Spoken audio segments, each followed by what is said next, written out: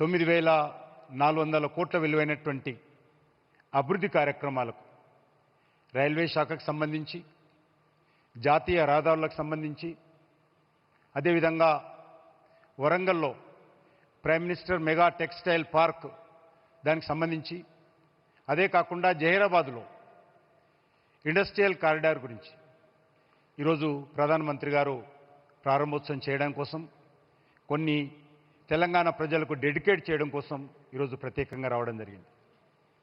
మనకు తెలుసు, తెలంగాణ రాష్ట్రంలో ప్రధానమంత్రిగా బాధ్యతలు చేపట్టిన తర్వాత నరేంద్ర మోడీ గారి నేతృత్వంలో అనేక రకాల అభివృద్ధి కార్యక్రమాలు, జాతీయ రహదారులు స్వాతంత్రం వచ్చినప్పటి నుంచి గౌరవనీయులు నరేంద్ర మోడీ గారు ప్రధానమంత్రిగా బాధ్యతలు చేపట్టిన తర్వాత మరి ఏ రకంగా అభివృద్ధి జరిగిందో మనకు తెలుసు. స్వాతంత్రం వచ్చినప్పటి నుంచి 2014 వరకు 2,400 కిలోమీటర్ల నేషనల్ హైవేస్ ఉంటే ఈ 11 సంవత్సరాలలో మరి సుమారు 2,600 కిలోమీటర్లు జాతీయ రహదారులు పెరగడం జరిగింది.